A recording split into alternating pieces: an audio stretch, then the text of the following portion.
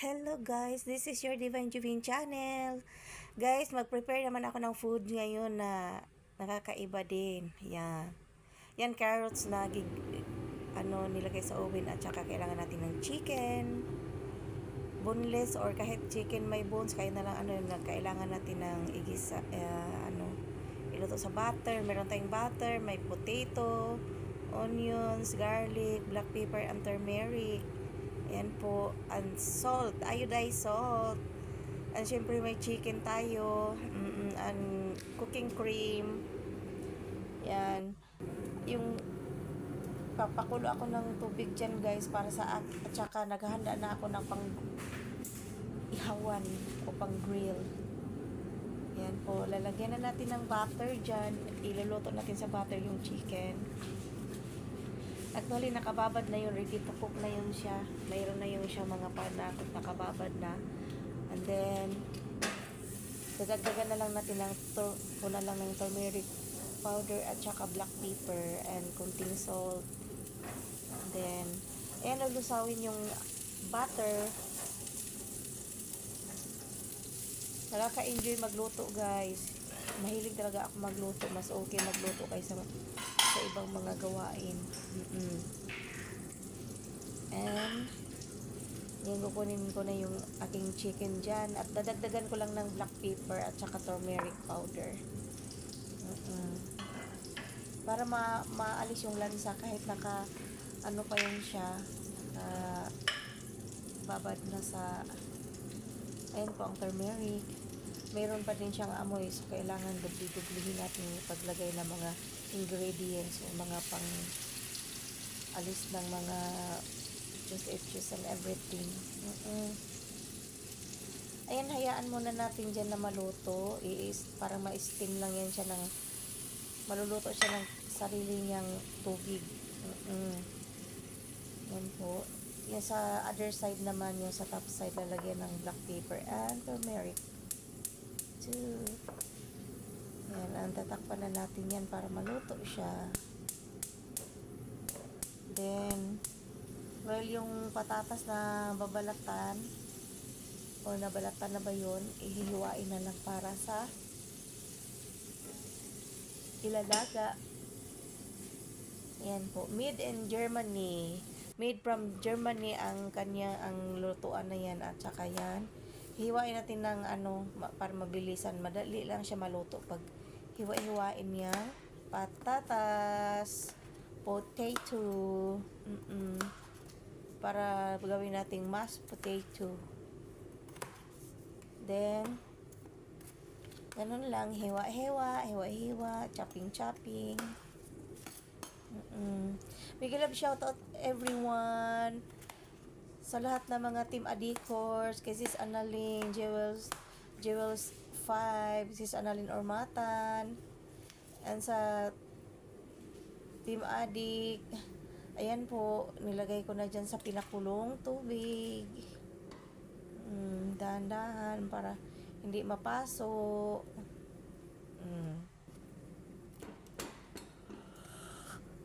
At naghihikab ang people habang nanunood. Ayan po, chine-check ko na yon, nag-half cook na siya.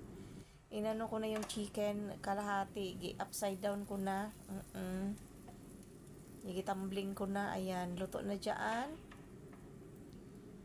And lalagay muna natin dyan sa plate kasi gagawa muna ako ng butter sauce, butter and cream sauce.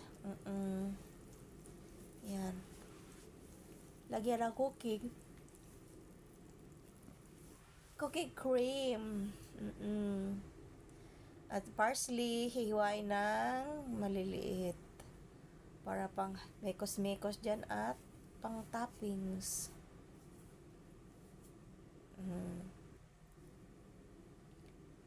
Then hindi ko na naipakita pala guys yung garlic and konting onions na maninipis talaga, nilagay ko dyan sa niluto ko na butter na na yan sauce. Ayan na, inilagay ko na yung chicken. Yan, napaka yummy. while kumukulo yung patatas na gagawin nating mashed potato, ay ililipat ko na sa Pyrex circle, sa round na Pyrex, bilog ang hugis. At akin i-blender na yan para madurog. Lagyan ng kunting asin at saka lagyan ng black pepper na lang, wag na lang turmeric. Black pepper lang siya. Then kunting salt. Meron pa lang ano dyan, yung powder, garlic powder. Meron ako garlic powder na, tingnan niyo yung white yan.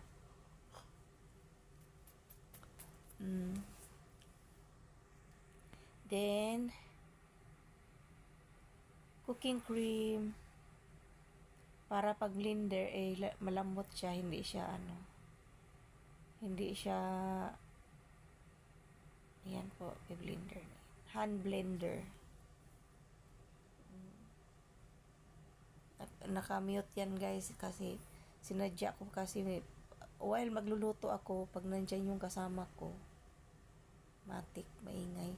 Ayan, yung carrots na yan, ilalagay sa oven. Parang i-grill din siya. Lagyan ng olives oil. Hiwain ng long distance lab affair. Agoy no eh. Yan po. Kinarati ko na yan dyan. And yung sa non-stick na lutuan. And nilagyan ng butter paper. Then yan po.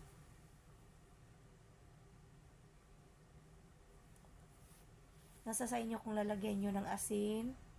Basta yan, lagyan ng olives oil para hindi siya masunog pag ilagay sa oven. Yan. And dapat lagyan ng ng herbs kung meron kayong oregano. Yan ay garlic powder and black pepper na may kasamang oregano dry. Pag wala, okay lang. Yan, binalot ko na dyan, tapos inilagay sa oven. Like 15 minutes guys. Ayan na po ang aking, yung mashed potato ko, inilagay ko sa plastic lock or kahit anong cellophane na malinis. Ayan, talaga galing sa bago pa talaga yan. Nilagay dyan para tayong nagbe-bake ng cake dyan, yung parang nag-ano ng icing. Alam nyo yung nagtatoppings kayo ng icing, nag-decor, ganyan ang gagawin nyo. Yan, i-fresh nyo lang dyan. Kahit anong design dyan, yun, meron akong Egyptian rice dyan na na yung nakataob na bowl na yan ay kanin. Kasi just in case kung gusto nila ng kanin o mashed potato. Ganyan lang. Para medyo lang siya tingnan. Maganda lang. Ikis-ikis nyo lang or squeezy. Hindi naman talaga na as in maganda. Basta ganyan lang basta sa isang side lang siya. Plating kunwari lang. Ay talagang hindi kunwari, ay agoy noy. Yung totohanan talaga yan. Yan po. And hanggang maubos.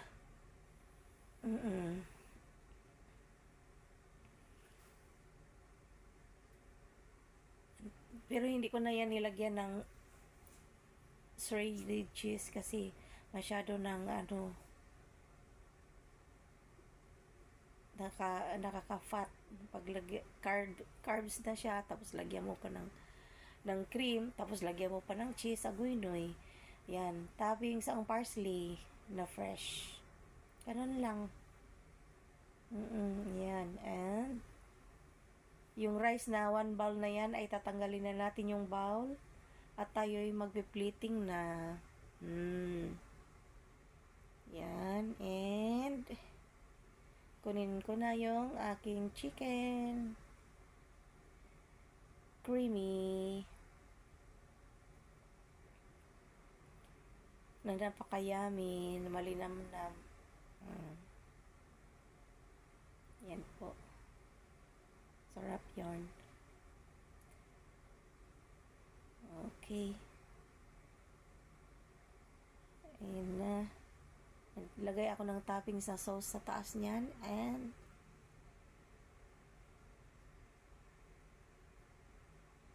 ang ating carrots. Yan, ganyan. Tapos yung wala pang laman dyan kasi hindi pa naluto yung carrots. Hintay lang tayo ng 5 minutes na lang. Ayan na. Ayan na yung carrots long. Napaka-yummy. Matamis na namis yan. Ayan. Bye.